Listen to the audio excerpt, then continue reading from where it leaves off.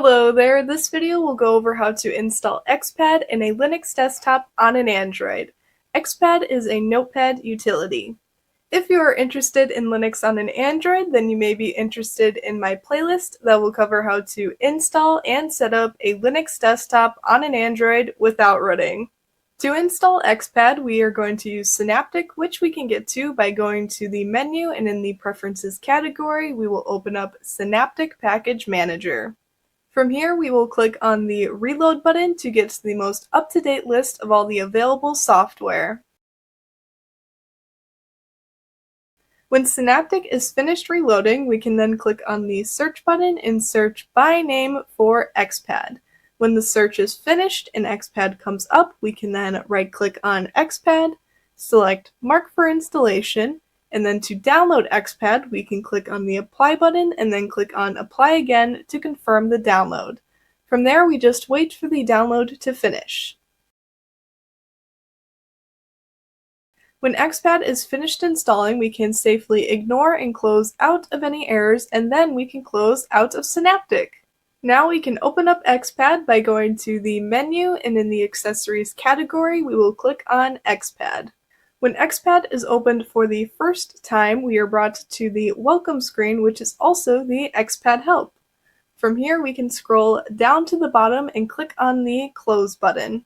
After that, we'll notice that Xpad has opened up in the bottom taskbar on the right side. To configure Xpad, we need to get to Xpad Settings, which we can get to by right-clicking on Xpad in the taskbar and selecting Preferences. Now, the Xpad configurations that I'm about to cover are what I recommend starting with because some settings can be disruptive. Under the first tab, which is the View tab, we will only check Show Scroll Bar, Show Window Decorations, and hide all notes from the taskbar and possibly the task switcher. Anything else that has been previously checked, we will uncheck. If a notepad pops up while editing preferences, don't worry about it. You can move it out of the way if needed and keep on editing preferences. For the Layout tab, we will want to select Use this font and use these colors. Here we can adjust the fonts and colors to our liking.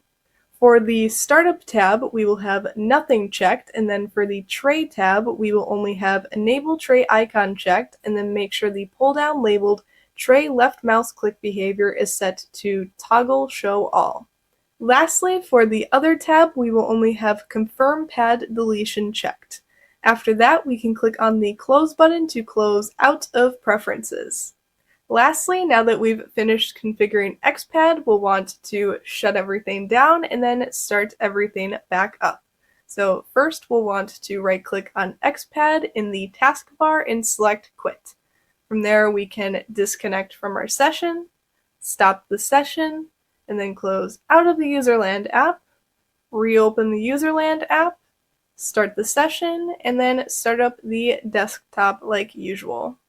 At last, we can finally use Xpad by going to the menu, and in the Accessories category, we will open up Xpad where it will come up in the right side of the taskbar.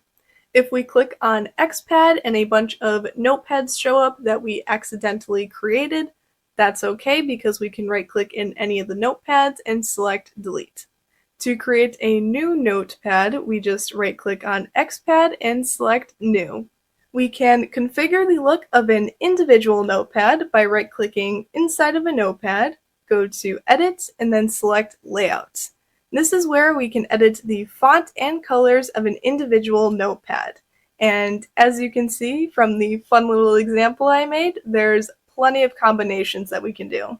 To close an individual notepad, we can either click on the Close button in the top right corner of a notepad, or we can right-click inside of a notepad and select Close. We can also close all of our notepads by right-clicking on Xpad in the taskbar and selecting Close All. To open up all of our notepads, we just simply click on Xpad from the taskbar. If we want to open up an individual notepad, we can do so by right-clicking on Xpad in the taskbar and selecting the desired notepad that we would like to open. The method for opening up an individual notepad can be used to bring a notepad on top of another window. We can also make it so that a notepad stays on top of all the other windows so that if we interact with another window, the notepad won't disappear. To do this, we just right-click on the window border of the notepad, go to Layer, and then select Always on Top. Now, if we click on or interact with another window, the notepad will stay on top.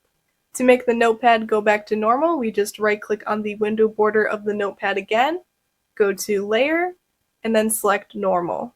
To delete a notepad, we just right-click inside of a notepad and select Delete. In order to close Xpad and get it off of the taskbar, we just right-click on Xpad in the taskbar and select Quit. For documentation on Xpad, we can right-click on Xpad when it is open in the taskbar and select Help.